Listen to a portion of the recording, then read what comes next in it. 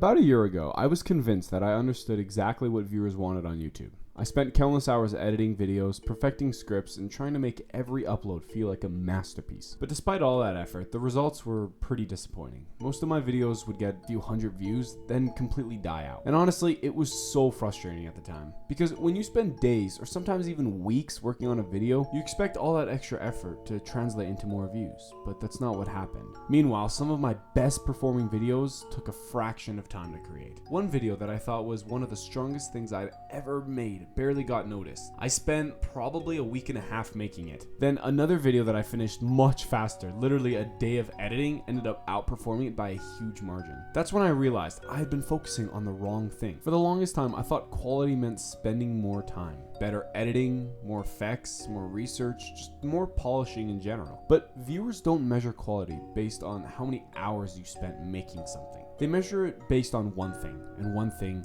mainly. Do I want to keep watching? And that's a huge difference, because a perfectly edited video with a boring idea is still a boring video. Why would the viewer want to sit there and watch a boring video when they can go on YouTube and watch something like Mr. Beast or someone's video that has a strong idea? Meanwhile, a simple video built around a great idea can outperform something that took 10 times longer to make. The biggest lesson I learned, and that I want you to learn as well, is that the idea should always come first. And I really wish I learned this a lot sooner. Before you even think about recording footage, editing, or even writing a script, you need an idea that people actually care about. For me, that usually starts with the title and thumbnail. I always make that before anything else. If I can't come up with a title that immediately makes me curious, or a thumbnail that stands out from everything around it, then the video probably isn't worth making. It sounds simple, but this completely changed how I approach making content, and it's helped me make videos that gain thousands of views consistently. Instead of asking, how can I make this video better? I started asking,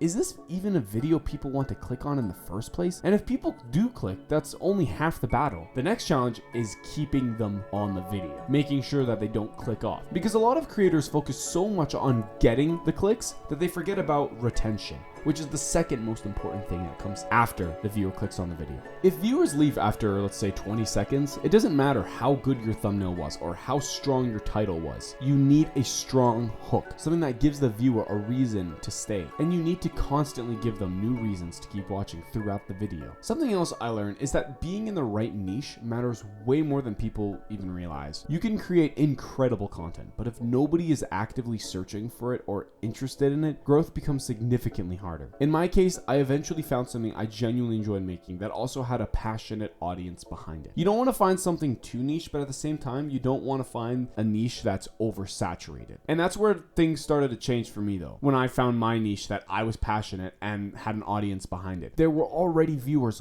looking for that content, for that piece of media. The opportunity was already there. I just had to make videos that served that audience better than what already existed in the market. And by market, I'm referring to YouTube, of course. And when I saw that opportunity, I moved swiftly. Those early videos weren't perfect by any means. There were definitely things I could have explained better or edited better. There were moments I'd probably change if I could go back, but they were good enough, and they got me to where I am now. And that's an important lesson, because so many creators get stuck trying to make their first perfect video. But the reality is that perfection is usually what stops people from improving, and even worse, starting in the first place. You get better by uploading and showing up day by day, not by endlessly tweaking the same project. Another mistake I see all the time is people trying to copy whatever format is currently popular. Let me explain. Just because a certain style of content works for somebody else doesn't mean it'll work for you. Most trends eventually become crowded. You think you're the only one doing it? No. Thousands of creators start doing the exact same thing.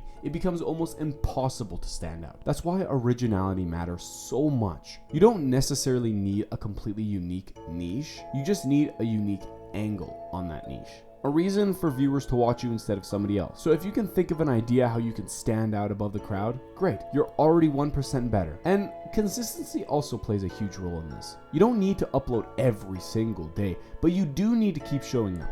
You can't upload one video and then take a month and then upload another one. That's so inconsistent. Having a month break, then a 2-week break, then let's say a 3-week break, and then it's just very inconsistent. And your audience will see that. The more chances you give yourself, the more opportunities you create for a video to finally connect with an audience. One thing I would avoid, especially when you're starting out, is forcing traffic to your viewers. Sending your videos to random people who aren't interested sounds helpful, but it usually isn't. And here's the reason why, and this is so important. Those viewers click, watch for a few seconds, then leave. And you know what that tells YouTube? That signals to YouTube that the video isn't holding retention. The better approach is to let YouTube find the audience naturally. It takes longer, but the viewers who discover your content are actually interested in watching it. And that will boost retention and therefore signal to YouTube, oh hey, this audience likes this video. Okay, let's push it out to a wider audience now. And finally, let's talk about scripting, because this is where so many creators make a huge mistake. A lot of people rely heavily on AI generated scripts. And while AI can be useful for brainstorming or improving a sentence here and there, viewers can usually tell when a script doesn't feel human. People connect with personality. They connect with opinions.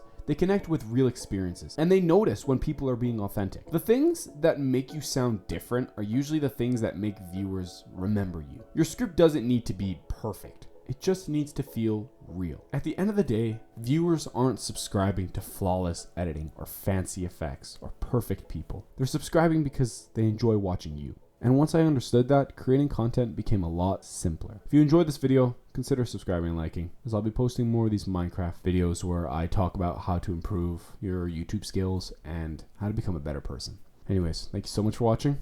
Have a blessed day. Jesus loves you.